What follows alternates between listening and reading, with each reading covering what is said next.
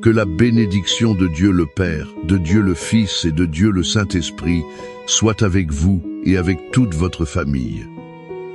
Soyez les bienvenus dans cet espace sacré. C'est un temps que nous séparons pour nous connecter avec l'Éternel. Je vous salue avec un cœur rempli de paix et d'espérance. Je souhaite qu'en ce moment précis, où que vous soyez, le manteau de paix du Seigneur vous couvre. Que la chaleur de l'étreinte du Saint-Esprit enveloppe votre foyer et que le sceau de la protection divine soit marqué sur votre maison. Qu'il soit aussi sur votre esprit et sur le cœur de chaque membre de votre famille. Je veux vous inviter à respirer profondément.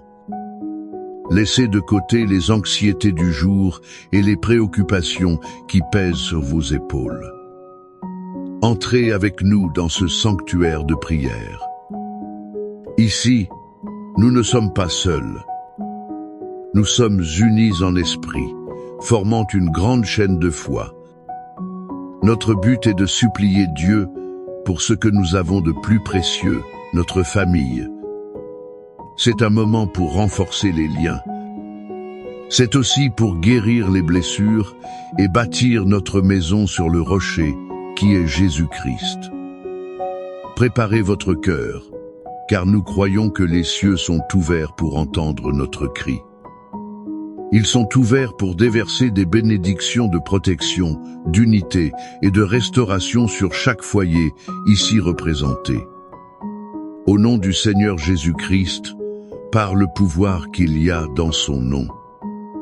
Ce nom est au-dessus de tout nom. Nous nous levons en foi et en autorité spirituelle en ce moment. Nous nous unissons comme un seul corps, une seule armée, pour mener la bataille pour notre maison. Père, au nom de Jésus, nous déclarons que notre famille est tienne. Elle est achetée et lavée par le sang précieux de l'agneau. C'est pourquoi, avec audace, nous nous positionnons contre toute force spirituelle du mal qui tente de s'infiltrer dans nos foyers. Nous réprimandons et brisons maintenant tout esprit de division, de querelle, de discorde et d'incompréhension. Cet esprit tente de semer le chaos entre mari et femme, entre parents et enfants, ainsi qu'entre frères et sœurs. Nous brisons toute parole de malédiction lancée contre notre lignée. Nous brisons aussi tout héritage d'échec, de dépendance, de divorce et de maladie. Nous annulons l'effet de ces paroles et de ces schémas maléfiques par le pouvoir du sang de Jésus. Nous déclarons que les malédictions générationnelles sont brisées aujourd'hui.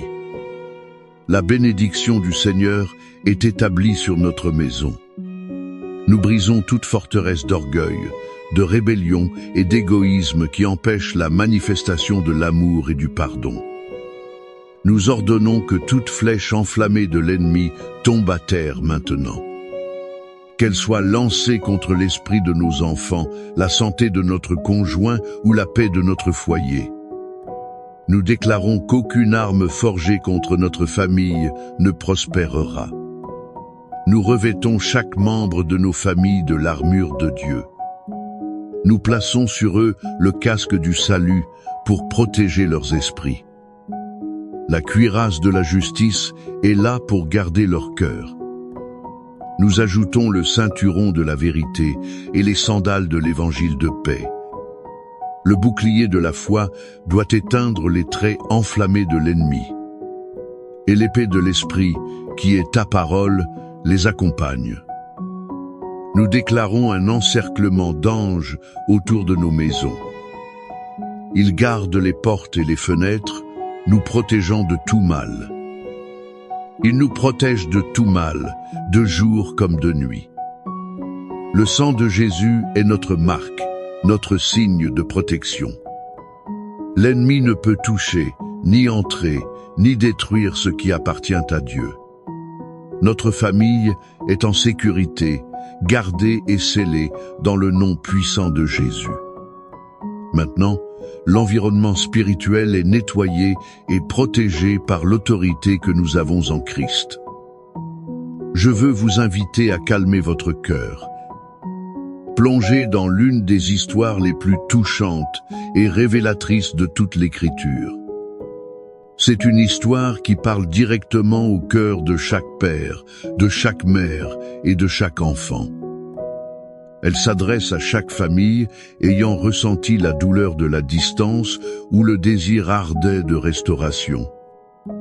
C'est la parabole racontée par Jésus, connue comme l'histoire du Fils prodigue. Je préfère l'appeler l'histoire du Père miséricordieux. On la trouve dans l'Évangile de Luc, chapitre 15. Imaginez la scène. Il y avait un père avec 2 fils. Le plus jeune, dans un acte de profonde immaturité et d'égoïsme, s'approche de son père. Il lui dit quelque chose qui, dans cette culture, équivalait à souhaiter sa mort. « Père, je veux ma part de l'héritage. » Le cœur de ce père a dû se briser en 1000 morceaux. Cette demande était un rejet. C'était comme dire « Je n'ai plus besoin de toi ». Ou encore « Ton argent m'intéresse plus que ta présence ». Et pourtant, le père, dans un acte d'amour douloureux, accède à la demande. Il partage les biens. Quelques jours plus tard, le fils rassemble tout et part pour une terre lointaine. Là, loin des yeux et des conseils de son père, il dilapide tout ce qu'il a reçu. Il dilapide tout cela dans une vie d'excès et de péché. Il a vécu le plaisir momentané, mais la conséquence est vite arrivée. Une grande famine a frappé cette terre. Lui, qui avait tout avant, a commencé à connaître le besoin. Il a atteint le point le plus bas qu'un juif pouvait imaginer, s'occuper de porcs. Ce sont des animaux considérés comme impurs. Il désirait manger la nourriture qui leur était donnée. C'est au fond du puits, dans la boue, l'estomac vide et le cœur brisé, qu'il revint à lui. Il s'est souvenu de la maison de son père. Il s'est rappelé que même les plus simples serviteurs de son père avaient du pain en abondance. Pendant ce temps, lui mourait de faim. Une étincelle d'espoir a jailli au milieu du désespoir. Il a décidé « Je vais retourner chez mon père ». Et ici, mes frères et sœurs, se trouve le cœur du message pour nous. Pendant que le Fils était loin, que faisait le Père? La Bible nous donne un indice puissant. Elle dit « Il était encore loin quand son Père l'aperçut ». Cela signifie que le Père n'était pas enfermé chez lui, aigri par le rejet. Non. Ce Père était tous les jours sur la véranda. Il regardait la route, le cœur serré de nostalgie. Il attendait, veillait, aspirant au jour où son fils reviendrait. Il n'a jamais abandonné. Son amour était plus fort que l'offense. Son espérance était plus résistante que le temps. Et quand il voit la silhouette familière, sale et en haillons, au loin, il n'attend pas. Il court. Il court à la rencontre de son fils. Il se jette à son cou et le couvre de baisers. Le fils commence son discours de repentir répété. « Père, j'ai péché contre Dieu et devant toi. Je ne suis plus digne d'être appelé ton fils. » Mais le père l'interrompt. Il n'était pas intéressé par les accusations ou les pénitences. Il était intéressé par la restauration de son fils. Il crie au serviteur « Apportez vite la plus belle robe. Mettez une bague à son doigt et des sandales à ses pieds. Apportez le veau gras et tuez-le. Nous allons faire la fête et célébrer, car ce fils qui était mort est revenu à la vie. Il était perdu et il a été retrouvé. » Quelle profonde leçon tirons-nous d'ici pour notre famille? La première est celle-ci. L'amour de Dieu le Père pour nous est inconditionnel et infatigable. Cet amour s'étend aussi à nos proches. Peut-être êtes-vous un père ou une mère qui pleure pour un enfant qui s'est éloigné. Un enfant qui a pris de mauvaises décisions ou qui vit dans un pays lointain. Peut-être votre cœur est-il blessé. Je veux que vous vous voyiez dans ce père de la parabole. Dieu vous appelle à continuer d'aimer, à continuer d'espérer. Continuez à regarder la route avec espérance. L'amour du Père Céleste n'abandonne jamais ses enfants. Il est toujours les bras ouverts, prêt à courir dans notre direction. La deuxième leçon est qu'il y a toujours un chemin de retour. Pour vous qui vous sentez comme le fils prodigue, qui avait peut-être gâché les bénédictions. Pour vous qui vous sentez sale et indigne, sachez que le repentir sincère ouvre la porte. Il ouvre la porte à la fête de la restauration. Peu importe à quel point vous êtes allé loin, la maison du Père est toujours ouverte. Et la troisième leçon est le pouvoir du pardon pour restaurer la famille. La fête n'a été possible que parce que le Père a choisi de pardonner. Le pardon a brisé le cycle de la douleur et a ouvert la voie à la joie de la réconciliation. N'est-ce pas le pardon qui manque dans votre foyer pour que la fête de l'unité commence? N'est-il pas temps, comme le Père, de courir à la rencontre de celui qui nous a blessés? C'est avec une étreinte plutôt qu'une accusation. De ce cœur de père qui aspire au retour de ses enfants et qui se réjouit de la restauration, nous nous accrochons maintenant à ses promesses de protection et de soin. L'histoire du Père miséricordieux nous montre son caractère. Et les psaumes nous montrent ses promesses. Le psaume 91 est la promesse de protection que ce Père aimant fait à chaque enfant qui s'abrite en lui. C'est la déclaration que, sous ses ailes, nous sommes en sécurité. Et le psaume 23 est la certitude que ce même Père est notre bon berger. Il nous guide, nous pourvoit et nous console en toutes circonstances de la vie. C'est pourquoi je vous invite maintenant à fermer les yeux, si possible. Posez votre main sur votre cœur ou tendez-la vers votre famille. Recevez ces mots non comme une simple lecture, mais comme un décret de foi. C'est une appropriation des promesses du Père sur votre vie et votre foyer. Écoutez avec foi la parole du Seigneur dans le psaume 91. Celui qui habite dans le lieu secret du Très-Haut reposera à l'ombre du Tout-Puissant. Je dirai de l'Éternel, il est mon Dieu, mon refuge, ma forteresse, en lui je me confie. Car c'est lui qui te délivrera du filet de l'oiseleur et de la peste pernicieuse. Il te couvrira de ses plumes. Tu te confieras sous ses ailes. Sa vérité te servira de bouclier et de rondache. Tu n'auras pas peur des terreurs de la nuit, ni de la flèche qui vole de jour, ni de la peste qui marche dans l'obscurité, ni de la destruction qui dévaste en plein midi. 1000 tomberont à ton côté, et 10 000 à ta droite, mais cela ne t'atteindra pas. Seulement de tes yeux tu regarderas, et tu verras la rétribution des méchants. Car toi, ô Éternel, tu es mon refuge. Tu as fait du Très-Haut ta demeure. Aucun malheur ne t'arrivera, et aucun fléau n'approchera de ta tente. Car il ordonnera à ses anges de te garder dans toutes tes voies. Ils te porteront sur leurs mains, de peur que ton pied ne heurte une pierre. Tu marcheras sur le lion et sur l'aspic. Tu fouleras le lionceau et le serpent. Puisqu'il m'a tant aimé, je le délivrerai aussi. Je le mettrai en lieu sûr, car il a connu mon nom. Il m'invoquera, et je lui répondrai.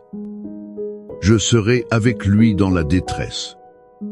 Je l'en retirerai, et je le glorifierai. Je le rassasierai de longs jours, et je lui montrerai mon salut. Père bien-aimé, notre Père miséricordieux, fort de ta parole et inspiré par ton amour infini, nous nous présentons devant toi en prière. Nous te remercions parce que tu es un Dieu qui restaure, qui unit et qui protège. Et en ce moment, nous plaçons chaque famille qui écoute cette prière sur ton autel. Seigneur, nous prions pour ce fils ou cette fille qui, comme le prodigue, s'est éloigné de la maison et de tes chemins. Où qu'il soit, Père, nous te demandons que ton Saint-Esprit les atteigne. Qu'ils reviennent à eux-mêmes, qu'ils ressentent la nostalgie de la maison du Père. Qu'ils trouvent la force de revenir. Prépare le cœur des parents à les recevoir avec fête et pardon, non avec accusation. Nous implorons la restauration des mariages qui sont en crise. Là où l'amour s'est refroidi, où la communication s'est brisée, où l'infidélité a causé des blessures profondes. Nous demandons, déverse ton baume de guérison. Restaure l'alliance, le respect, la complicité et l'amour. Que mari et femme se voient comme tu les vois. Qu'ils luttent ensemble pour la famille que tu leur as donnée. Nous prions pour la réconciliation entre les membres de la famille. Là où il y a des disputes entre frères, des ressentiments entre parents et enfants, ou des querelles pour l'héritage ou des paroles dures, nous demandons que l'esprit de pardon soit libéré. Brise l'orgueil, guéris les souvenirs douloureux et unis les cœurs dans ton amour. Et, comme tu le promets dans le psaume 23, sois notre berger. Pourvois à tous nos besoins. S'il y a un manque de provisions financières, ouvre les portes, multiplie les ressources.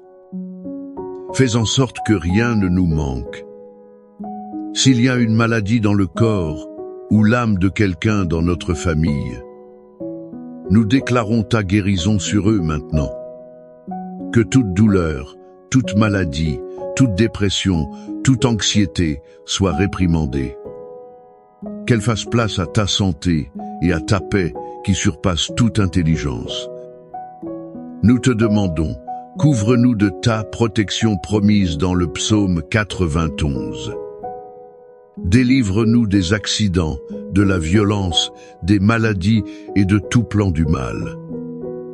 Que notre maison soit un lieu de paix, un refuge sûr, une anticipation du ciel. Maintenant, je veux vous inviter à un acte de foi. Écrivez ici dans les commentaires le nom de votre famille ou votre demande de prière spécifique. En faisant cela, vous ne faites pas que taper des mots. Vous libérez votre foi.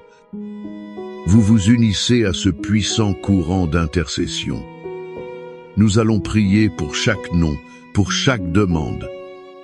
Nous croyons que Dieu entend et répond aux cris de ses enfants. Que la grâce de notre Seigneur Jésus-Christ, l'amour de Dieu le Père et la communion du Saint-Esprit, qu'il soit sur votre vie et sur votre maison. Que vous sortiez de ce moment de prière avec une foi renouvelée. Sortez avec un cœur rempli d'espérance. Et avec la certitude que le Père prend soin de tout. Que la paix de Dieu, qui surpasse toute intelligence, garde votre esprit et votre cœur. Que l'unité soit restaurée, que la protection soit une réalité. Et que la joie du salut inonde votre foyer, aujourd'hui et pour toujours. Au nom du Père, du Fils et du Saint-Esprit. Amen.